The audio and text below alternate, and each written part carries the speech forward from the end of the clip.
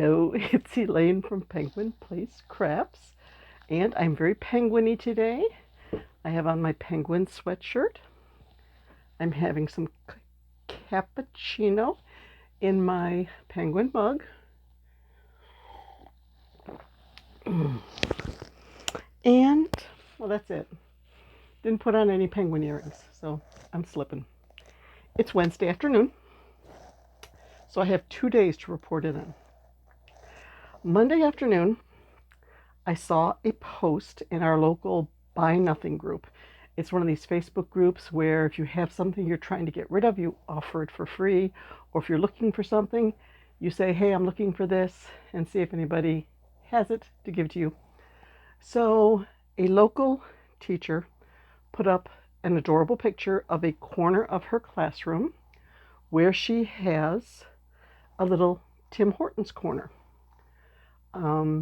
Little Tim Hortons sign and some Tim Hortons cups and boxes and things. And she was saying she was making a corner in her classroom and was wondering if anyone had Tim Hortons related items.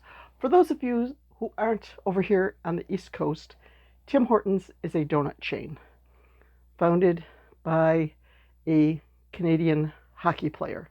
So it started around like the Buffalo, Niagara Falls area, and this sort of expanded throughout this general region. Timmy's. Yep, there's a Timmy's like all over the place. The funny thing is though, if I drive out south to run my errands, I will pass by 1, 2, 3, 4 Tim Hortons. And like on the way home, on the way out, 2 of them are easily accessible from, did I say 4? There's 5. 2 of them are easily accessible as I'm heading south. 2 of them are easily accessible as I'm heading back home again. But there's this one direction. If I go out to run errands out north, there's like no Tim Hortons on the way home. And it's like, okay, if I'm planning my errands by making a Timmy's stop, I gotta go that way. Okay, so back to the story. Someone had commented, if you know someone who crocheted, they could probably make you some donuts. So I asked her, where are you located? Would you be willing to drive out to my neck of the woods to pick some up? I'll crochet you some donuts. So on Monday night, I was working on what are known in this area as Timbits, donut holes, and I made them some big donuts too. Okay, I want to do an order here. I did a little one, just a plain donut, also could be a bagel. I did one with pink frosting. I did a dip. It doesn't have a hole. It's just like a cake donut that they dip in chocolate for the top. And I did a Buffalo Bills donut. Red and blue sprinkles. So I have a bag of donuts ready for when the lady says she can stop by. I was in a Santa mood on Monday. After the nice trip down to my daughter's house and all the Christmas stuff and all that, it's like, okay, I can be a Santa to these kids and give them some donuts. So, got that done. Then yesterday, after work, I got started on one of my December goals. My friend Joanna gave me this book, Sarah Zimmerman's Crochet Cute Forest Friends. And I went through, and they're all cute. But I picked one out, and yesterday I finished a little owl. Now, it called for size 18 safety eyes. I have so many safety eyes. I didn't have any 18s. I couldn't even find 15s, so I had to go with 12s. My husband said, oh, you probably should have made the eyes a little smaller to compensate for the smaller center. didn't know about the smaller eyes, the smaller safety eyes until after the eyes were already done. I did go rogue on the pattern in a few ways. She writes her patterns as slip stitch, chain one at the end of every row. You go in a spiral, continuous rows. So I did that. And she had, around the eyes there, she had you add the contrast color and just do around even. Oops, he's leaking some stuff in there. But instead of just doing single crochet around, I did the reverse single crochet, the crab stitch, and I thought that added some nice texture to the eyes. So now that I've made one, I want to make another one. But I want to go with non-conventional colors. So I drew up a little picture of this guy, put it at my Facebook page and my personal page, and asked people if they wanted to give me suggestions for color combos. I said I was thinking of sort of like a kid's paint box with the bright colors, like bright red, bright orange, and all that, but we could go with other colors. Give me a color for the body, the feet, the beak, the head, the ears, the wings. So we'll see if anything comes of that, if anybody takes me up on the challenge. So now I'm pretty much caught up again, except for the Boggy Creek blanket. I will try to work on that for at least half an hour a day now. But I still need to finish up for my December goals. A skein of green, 2 scraps of wool blend yarn, and a pretty good sized cake of wool blend yarn. So I'm still kicking around in my head what I'd like to make with those. And is that it? That may be it. So I have a very good chance of finishing up my December goals this month. Yay! But there are a couple of projects that aren't part of that are like, me first, me first. Let's throw away that stuffing so I'm not pinching it with my finger.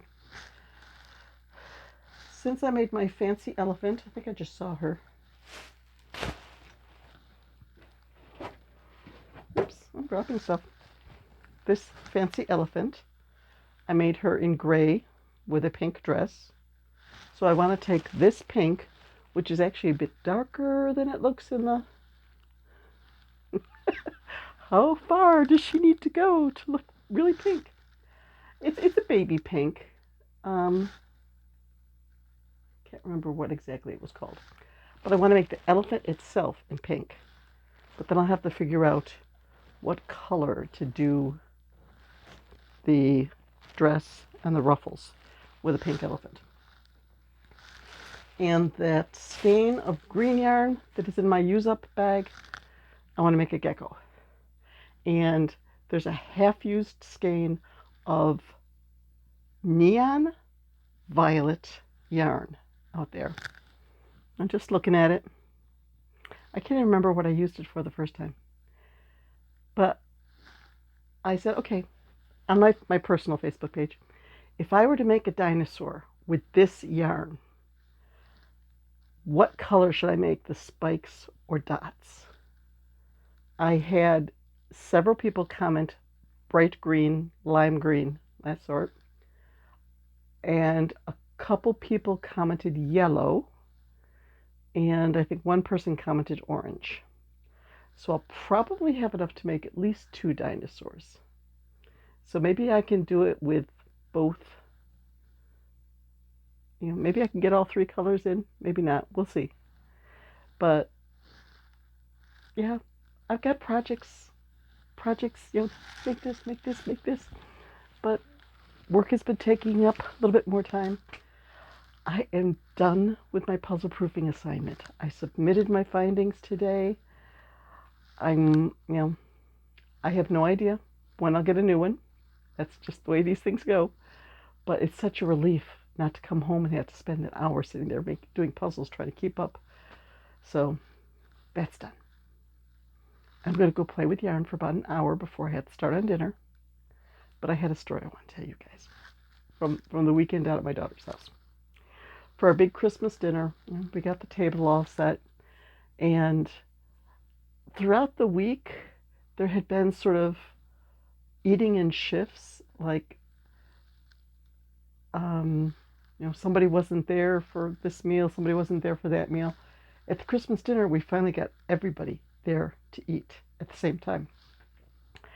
And there weren't really enough chairs for all the adults to sit down at the table if the kids were occupying chairs. So they brought in a little plastic picnic table from the porch for the kids to sit at. The big kids, 7, almost 4, 3. Okay, then we've got enough chairs. Well, my 7-year-old granddaughter said it's not comfortable for her to sit at this tiny little picnic table, that her knees hit and all that.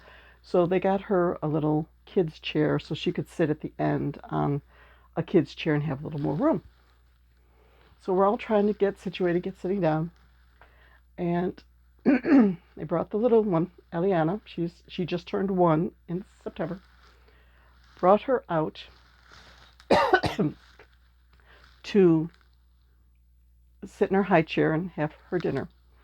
Well, she's looking around, and all of a sudden she starts squirming and squirming, like she wants to get down.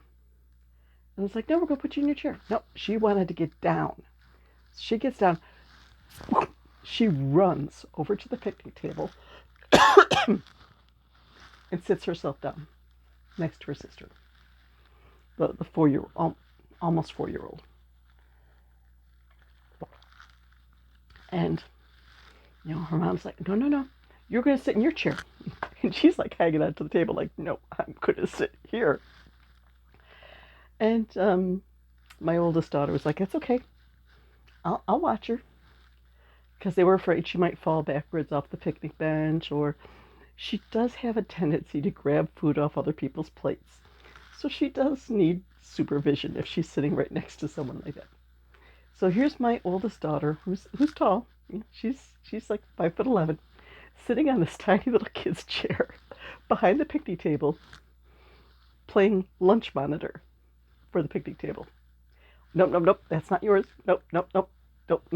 You eat the food on your plate. Nope. No, you can't have her strawberries. You've got strawberries right here. But just the determination on that little kid's face.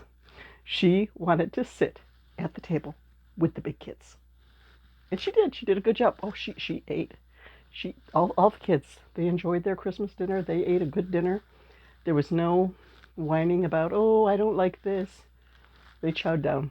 So that was one of my funny stories from the weekend.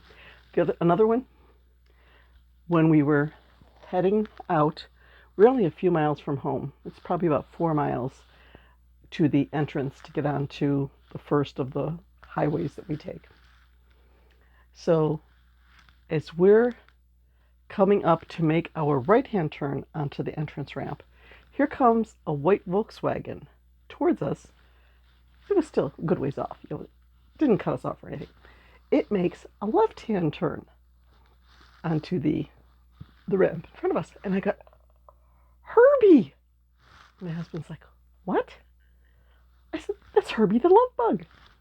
Somebody had a white Volkswagen, and they put like the racing stripe over the roof and down the back of the middle of the back, and the number 53 on the sides and the back. It's like they had their Volkswagen all decked out like Herbie the love bug from the original version that I saw when I was a kid, which was probably back in the 70s. I'll have to look up when Herbie the love bug, the original, came out. But I was like, come on, we got to catch up to Herbie so I can get a picture. I did get a picture, but it was like 3 cars ahead, so far ahead you can't even tell. You might be able to tell from the picture it was a Volkswagen. But, yep, started out our trip following Herbie the love bug on the 400 for local peeps. Herbie the love bug was on the 400 on Friday. Okay, I'm done with stories. I'm not done with my cappuccino. I found a recipe online for making your own cappuccino mix. And I could make it decaf because it takes instant coffee, coffee creamer, sugar or whatever sugar substitute you want to use, a little bit of cinnamon. That might be it. Basically, you just mix them all together, and I put it into my Ninja so that it got nicely powdered because the decaf instant coffee was probably several years old, and I had to like chip it out of the jar with a knife. So I wanted to make sure I didn't end up with these like rocks of coffee in my cappuccino. So